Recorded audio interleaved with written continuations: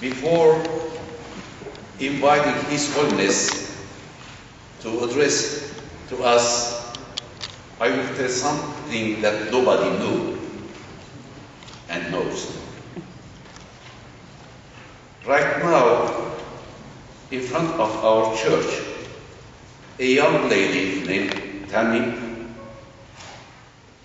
presented a bouquet of flowers to His Holiness. Exactly 112 years ago, her great-grandmother presented the flowers to Vehapar when he, for the first time, visited in Cilicia in Aintab. This is a sign, and beautiful sign, that we are a living nation. Despite of all tribulations, despite the genocide, we are here, and this young lady is the testimony of our survival. But I would like to share with you briefly some of the thoughts pertaining to this sentence. Church, nation, engage. What is the church? What does it mean to be a church? What does it mean to be part of the church? Well, let me just underscore the fact that the church is the people of God. The church is the community of faith. The church is the community whose members are together. They are interconnected with each other with love, faith, and hope, having Jesus Christ as the center of that community. In other words, the church is a Christocentric community. The church is indeed a community. The church may have, and in fact should have, institutional manifestations in time and space.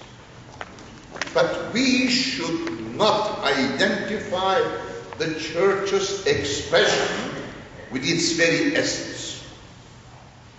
The church is the missionary reality. The church as the community is a mission. The essence and the raison d'etre of the church is a mission sent by God in Jesus Christ.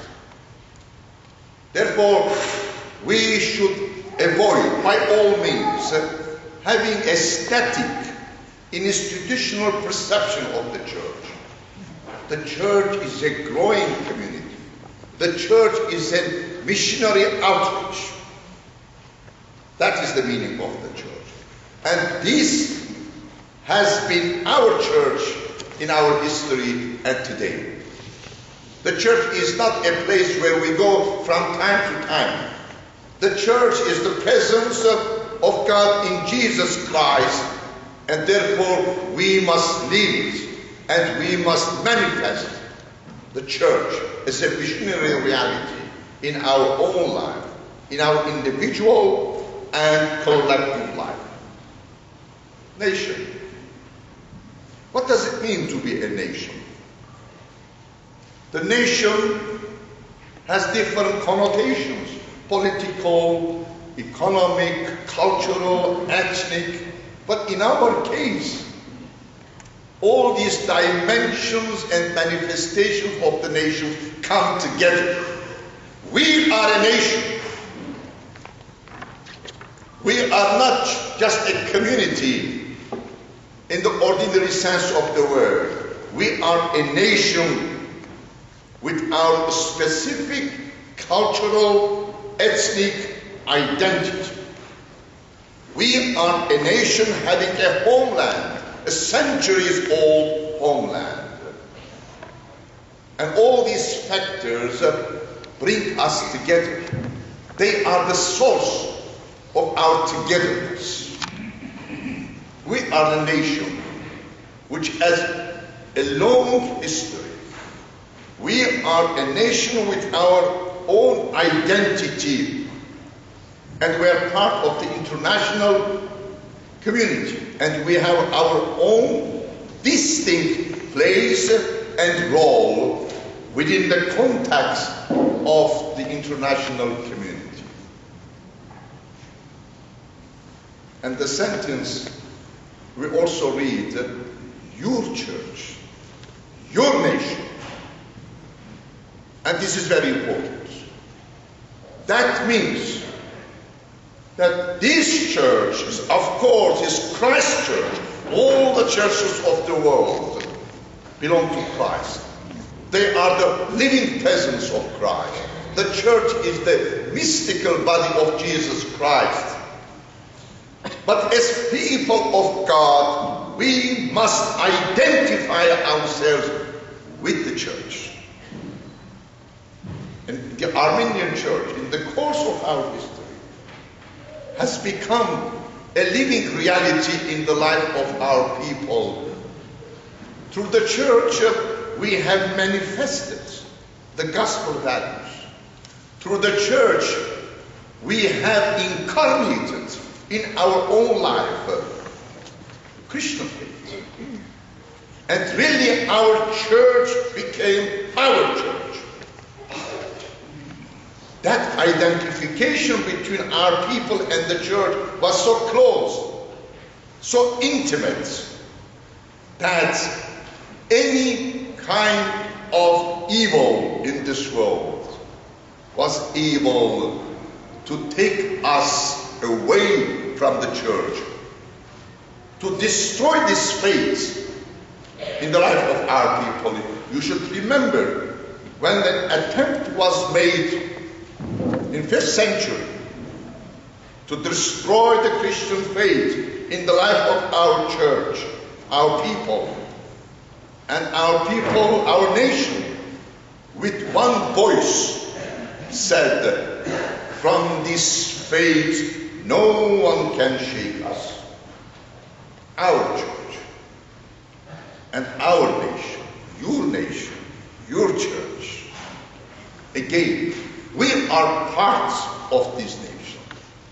We are integral, indestructible, unalienable parts of one nation. Whether we are in America, in Lebanon, in Armenia, and in different parts of this globe, we belong to each other.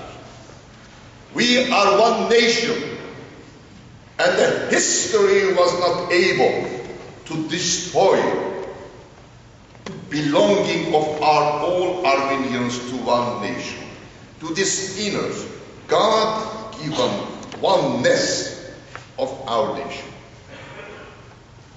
In our life, due to historical circumstances, we had Armenian Orthodox, Armenian Catholic, and Armenian Evangelical churches.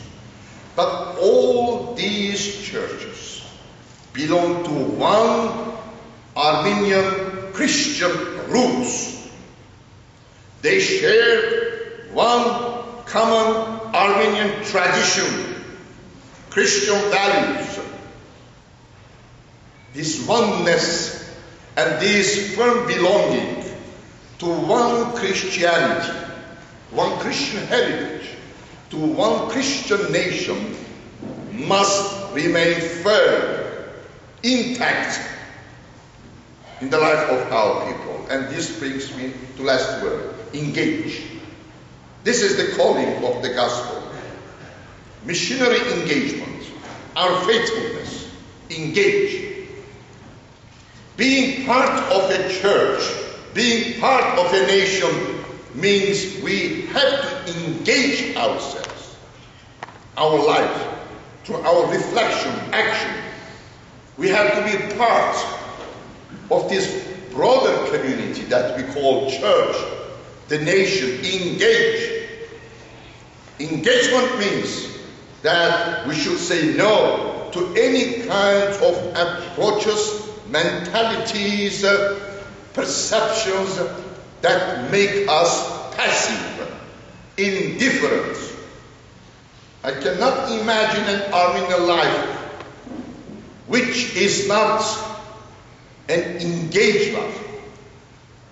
We must involve ourselves with the profound sense of faithfulness. We have to engage ourselves with this firm commitment to our church and to our nation. Of course, this is not easy. This implies faithfulness, the sense of responsibility. It's a challenge. And the people, serious people, cannot live without challenge. The challenge is a wake-up call. And this sentence, in a sense, is a wake-up call to all of us. We must consider our church as our church, our nation as our nation, not in the formal, superficial, or emotional sense of the word, but deeply, consciously, a conscious awareness in respect to our belonging to our church and nation.